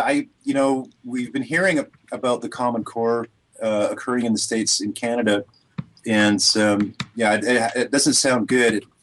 There's similar kinds of programs they're trying to, get through to the Canadian people. Like they're changing we've been noticing changes in the curriculum over the past number of years, and it's a good way to dumb the society down, isn't it? Yeah, most definitely. That's one of the things. Well, no, I was just going to say that's one of the things I appreciate about what you're doing. I mean, you're really trying to, stimulate people into, higher modes of thoughts. You're trying to spread an increased understanding of wellness, but also just like awareness as to what's going on. Well, yeah, there's so much happening in the world that is not covered by the mainstream. And when you're looking at the news and you see other sources that give a totally different picture, and you dig deeper in research and you recognize, okay, it's lies across the board here, well, then it becomes a responsibility for me, just as it is with sticking my 2 cents in about health issues, that you share the information. And that's why I'm excited to learn more about your work, because it's got such a unique aspect, and yet it covers such broad ranges of being able to make a big difference for people. So it's quite an important area. You know, there was one area I did want to touch on, and I hope we can have you back again, Donald, so we can just flesh this out a bit more and get to play some of your sounds as well. Oh, sure. But what was on my mind, and I remember I had contacted you after coming back from Florida with changing planes one time, so 2 different planes, both having wireless services. I looked around, and the people, you know, ahead, behind, all over the plane were using laptops, smartphones, iPads. So I was in a sea of wireless contaminating pollution. Yeah. And I could feel the effects later in the day. And I'm wondering if this is going to ramp up those health problems that they've known of from the beginning with cell phones, but by putting people encased in these fields, I just can't imagine for people who travel all the time, and I'm so grateful that I don't anymore. Yeah. What do you think of that? I agree with everything you said, and you know, there was a seminal book on the topic written years ago, and this is, I think it was before a lot of the Wi-Fi type technology was deployed publicly, and the subject was electro pollution. That's what they coined it back then. And I think the author was someone named Maxwell. But yeah, I agree. It's absolutely, and there's a lot of good articles and even documentaries on, you know, the deployment of smart meters. Can you imagine? Like, here you are, you're in your home, and you've got 24 hours a day, 7 days a week, very debilitating high-frequency signals being constantly pinged on a regular basis every hour. So, yeah, I think what you're going to see is you're going to see a huge increase in things like cancer. It's just going to, you know, devitalize the system. Certainly things like, you know, blood rouleau is going to, I'm sure that's going to increase. Yeah, and that's the stacking of your red blood cells when you're looking at a live field microscope. Yeah. Yeah. Yeah, I think it's going to be systemic, and it's going to be pandemic. It's not a good thing. And what I don't understand is that, you know, they can achieve the same things, you know, results-wise as far as communication signaling goes, without having to use debilitating frequencies. Yeah. But doesn't it seem that that's part of their agenda when you see how widespread it is? It makes you wonder. Yeah. I found that book for you, the electropollution book, and it's written by a doctor. Let me get his name correct. Ronald Herberman, and his book was Zapped. I think that I think that's the book. I think the scientist might have been Maxwell. Okay. Yeah, I can't remember his first name. He also did I think he was the guy that did the limb regrowth. He was the first one to, you know, he'd take like a mouse with a severed arm or tail, and he was able to stimulate, he was using neonatal cells. Yeah, but Maxwell and Beck they're really good. Yeah, I hope I'm getting that name correctly. You know, it's funny. I'm looking it up right now, so don't worry. Oh, okay. This is from a postural paper from Max Planck. Yeah. Oh, interesting. Okay. Limb regeneration. And then there's another one of Dr. Max Yun, Y-U-N. From the Planck Institute back in 2008. There's earlier stuff with salamanders from this Dr. Max Yun. Maybe that's who it was. Yeah, I think of Maxwell's writings about physics and the perspective that he had that was taken out of history books. Oh, yeah, Schofield's nemesis, Yeah. James Clerk. Yeah. So yeah, it's hard to say. I guess the Planck Institute is continuing to work on this, and yeah, those were the Maxes that Mary Maxwell. No, that's somebody who wrote a book about cures for different things. He was, I can't remember. I think his last name is Maxwell, but it's a different Maxwell, and I can't remember. Cannot remember there was 2 or 3 books that actually sold pretty well in the alt health community, but this is going back. It might be going back 15 years ago, and I just can't remember his first name. But next time. Yeah, for sure. Yeah. But I'd say there's definitely evidence out there that supports what you said, and I find it interesting that it's often homeopathic doctors that take these stances. It's like it's usually the ones that are in the more established alternative health fields that take a stance on these things. Well, and what's intriguing with your beginning to discuss the work of Masaru Emoto, his fascinating work, and you think of the effect of our thoughts, our fields around our bodies on the water, and the vindication that it gave about water having memory, because that was that's a basic premise of homeopathy, and there has been other research, but Emoto's work really helped to get it more mainstream, and I think there was then research that came, I forgot from who, out of Belgium, documenting the memory of water and the applications in homeopathics. So, yeah, it's just intriguing, I guess, when you have not been indoctrinated by the other methods. Yeah, for sure. And, TCM, I've been noticing that there has been more of a move to actually use things similar to frequencies. I remember I was in Victoria, BC, and some of the practitioners out there were using kind of like an electro needle. Like they had an acupuncture needle that had wires coming off it. Sure, electrostim, yeah. Yeah, I haven't much personal experience with that, but it sure seemed interesting. It is, and when it comes to those frequencies and settings, I'm not that familiar. I do have equipment, but I'm just not that familiar with doing that, but it makes perfect sense, to put that frequency into a certain acupuncture point, and if the functions that one point has, there could be 6 categories, and within each category there are multiple functions. It's truly such a big area to wrap your mind around that you got to look at those docs out there who take their weekend courses and think that now they've got a degree in acupuncture, and it's just it gives one an enormous respect for Chinese culture, and so it does. And even within TCM practice, I was always fascinated to have chats with practitioners that I knew, and they would be describing the geometric relations of the causes and the cures, or the remediation of illness. And you've got that relationship between the grandfather, the father, the son, the grandmother, the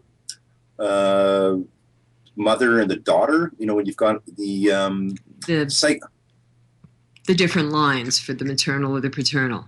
Yeah, where you've got you have that sort of it's like the pentagonal cycle of regeneration or death, where you draw the lines. You have it's like an isosceles triangle, where here a disease starts at a point on the circle, and then you figure out what the other angles in the triangle are, and then that points to. Yeah, it's new news. I never heard that. That's fascinating. It was 5-element theory. It's funny because this one guy I knew, Dr. Pan, he came from China. He had a degree in microbiology. He was teaching at he was a dean at one of the schools at TCM in Victoria, BC, Canada. But he said, I think he was concerned about it. He said that when he was taking it in China, that in the entire country they had removed all of the esoteric stuff, including 5-element theory.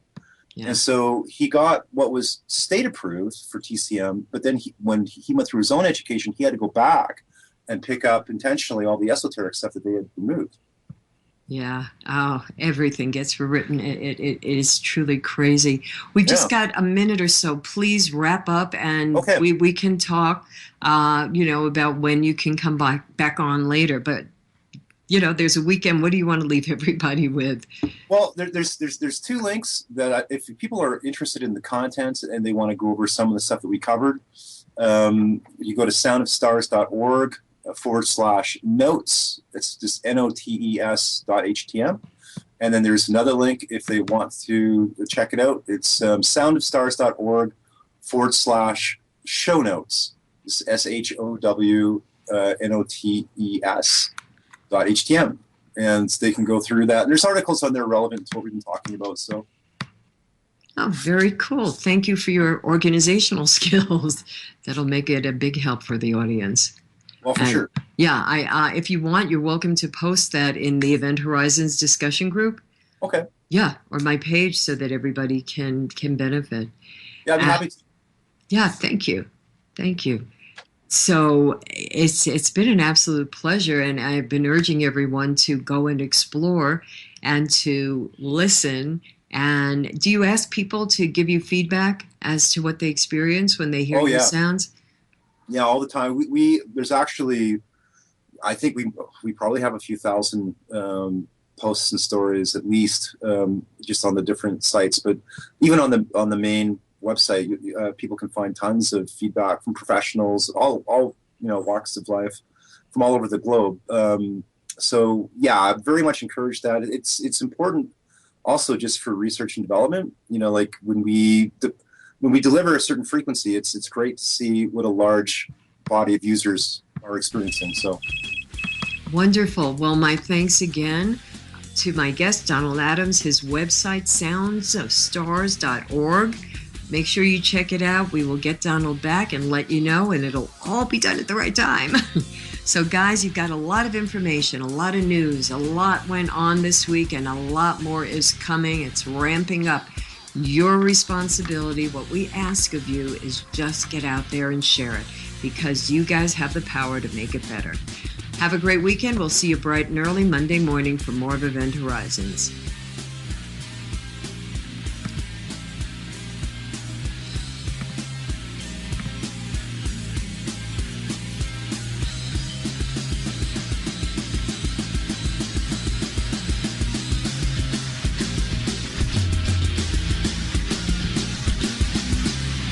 Listening to Revolution Radio.